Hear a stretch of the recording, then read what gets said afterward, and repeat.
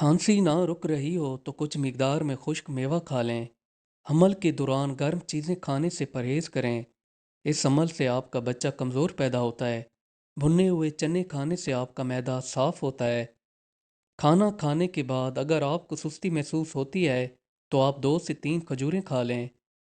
खाने के साथ सलाद इस्तेमाल करने से आपका हाजमा ठीक रहता है। चावल खाने के बाद यकदम पानी पीने से आपका पेट तेज़ी से फूलना शुरू हो जाता है। अगर आपको ज़ुकाम और खांसी ना रुक रही हो तो नीम गर्म पानी के अंदर सफ़ेदे के पत्ते डालकर फिर इसको छान कर पी लें। अगर आप दिमाग के कमज़ोर हैं तो धूप में बैठकर पढ़ाई करें। इससे आपकी याददाश्त तेज़ होगी। जिन औरतों को खड़े होकर कंघी करने की आदत होती है वो जल्दी बूढ़ी हो सकती हैं, क्योंकि खड़े होकर कंघी करने से इसका असर सीधा दिमाग पर पड़ता है। चेहरे को साफ करने के लिए आलू को अपने मुंह पर लगाया करें।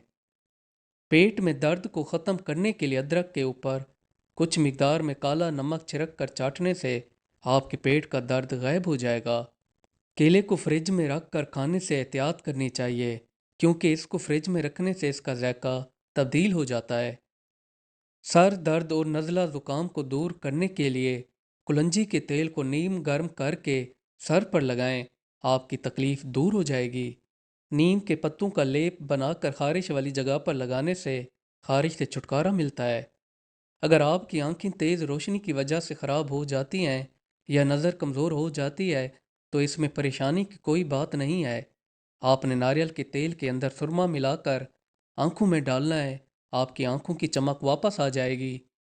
चने की दाल पकाकर खाने से आपको बुखार कम होता है। चेहरे पर बादाम का तेल लगाने से आपका चेहरा नर्म व मुलायम और चमकदार होता है। अगर आपको कमज़ोरी हो तो देसी मुर्गी का शोरबा बनाकर पिएं। लिकोरिया की बीमारी को दूर करने के लिए टमाटर खाया करें। आलू ज़्यादा खाने से आपका वज़न बढ़ जाता है।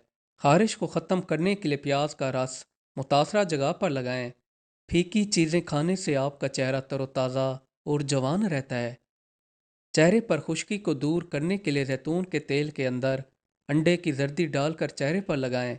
गोश्त कम खाने और सब्जियां ज़्यादा खाने से आपका मोटापा कम होता है। हैज़ के दर्द को ख़त्म करने के लिए 2 से 3 खजूर खा लिया करें। जिस्म का गोश्त बढ़ाने के लिए हफ्ते में 2 से 3 बार गोश्त खाएं। अदरक को मामूल के मुताबिक खाने से आपके जिस्म को मजबूती मिलती है। घुटने में अगर आपको दर्द ज़्यादा है तो जैतून के तेल की मालिश करें। अगर रफ़ा हजत करते वक्त आपको 7 से 8 मिनट लग जाते हैं तो समझें आपका मैदा कमज़ोर है। लोहे पर जंग उतारने के लिए पेट्रोल डालकर साफ करें, जंग उतर जाएगा। धनिया को मामूल के मुताबिक खाने से आपके जिस्म को मजबूती मिलती है। आपकी जल्द सर्दी की वजह से खुश्क हो गई है तो जैतून के तेल के अंदर अंडे की जर्दी मिलाकर इससे मालिश करें। रोज़ाना रात को वज़ू करके सोने से आपको बुरे ख्यालात नहीं आते।